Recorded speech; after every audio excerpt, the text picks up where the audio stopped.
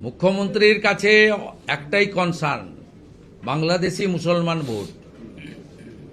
আর দ্বিতীয় কোনো ওনার চিন্তা নেই। Face is the index of mind, she is worried. সবাই দেখে বুঝতে পারছেন কোনো কাজে মন বসছে না। ইলেকশন কমিশনের ব্যাপারে আমার অভিযোগ আছে। ইলেকশন কমিশন পূর্ণ অধিকার আছে ডাইরেক্ট সাসপেন্ড এফআইআর করার। তারা খুব ভদ্র আচরণ করে এই সরকারের আধিকারিকদের বলেছিল করতে। এরা 4 জনের বিরুদ্ধে এফআইআর করেনি। বসিরহাট 2 এর বিডিওকে সাসপেন্ড করতে বলেছিল, সেটাও করেনি। ইলেকশন কমিশনের উচিত এনাফ ইজ এনাফ, এবারে ডাইরেক্ট অ্যাকশন নেওয়ার। আপনারা ইলেকশন কমিশনের আইনের ম্যানুয়াল পড়বেন, 2000 সালের ক্লিয়ার ডাইরেকশন আছে। ইলেকশন কমিশন ডাইরেক্ট অ্যাকশন নিতে পারে, তারা অ্যাকশন নিক। এবং আমারও কিছু ভিডিও ডিএম আছেন।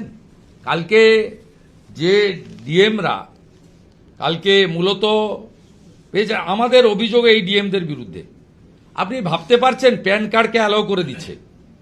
আপনি ভাবতে পারছেন এই ডিএমরা ডোমেসাইল সার্টিফিকেট সকলের হাতে ঘুরে বেড়াচ্ছে, ডোমেসাইল সার্টিফিকেট ঘুরে বেড়াচ্ছে।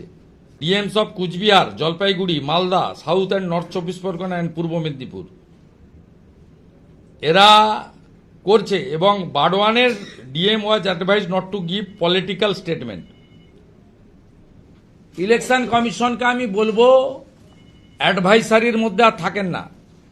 আপনার পূর্ণ ক্ষমতা দিয়ে গেছে, আপনার আইন আমাদের একদম জানা। আপনি অ্যাকশন স্টার্ট করুন। আমার বিশ্বাস ইলেকশন কমিশন এবারে অ্যাকশন শুরু করা তাদের উচিত। এবং মহামান্য সুপ্রিম কোর্টও ইলেকশন কমিশনকে তার অ্যাকশন শুরু করার কার্যত এইআরও বদল থেকে শুরু করে তার যে সংবিধানের যে পাওয়ারগুলো রয়েছে 324 থেকে 329, স্পেশালি 324 থেকে 326, সেটা দিয়ে গেছে।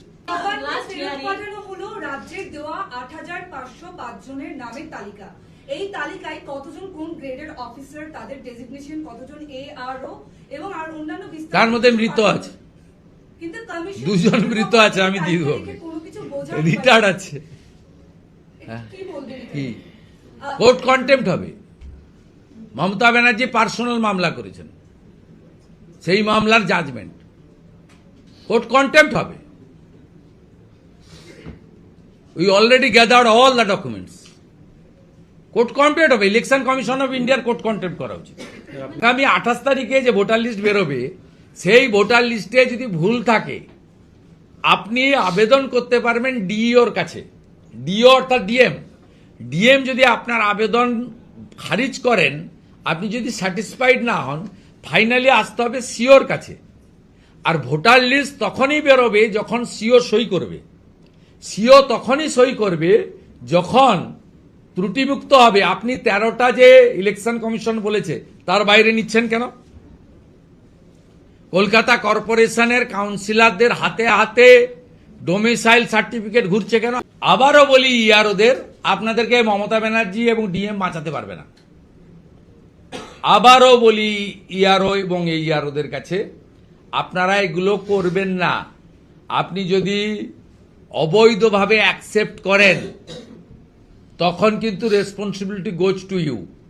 অরবিন্দ মিনা সহ যে ডিএমরা আপনাদেরকে অ্যাডভাইস করছে, অরবিন্দ মিনার অডিও ঘুরছে, সবার পোর্টালেও বেরিয়েছে, আপনারা জানেন। অরবিন্দ মিনা 5ই ফেব্রুয়ারি কি বলছে তার বিডিও এসডিওদের, সেটা ঘুরছে সবার কাছে, সাউথের ডিএম। এবারে আপনাদের আমি বারবার বলছি এইআরওদের, আপনারা ডিওদের কোনো নির্দেশ ভার্চুয়ালি হোয়াটসঅ্যাপ মেসেজে নেবেন না। আপনি লিখিত অর্ডার ছাড়া করবেন না। আপনার চাকরি শুধু যাবে নয়, আপনাকে জেলেও থাকতে হবে। 432 জন এখনো বিহারে জেলে আছে। বিহারে 6 মাসের বেশি জেলে আছে। এই অ্যাক্ট কিন্তু খুব মারাত্মক অ্যাক্ট, নন বেলেবল অফেন্স। এখান থেকে বেরিয়ে আসার কোনো স্কোপ নেই।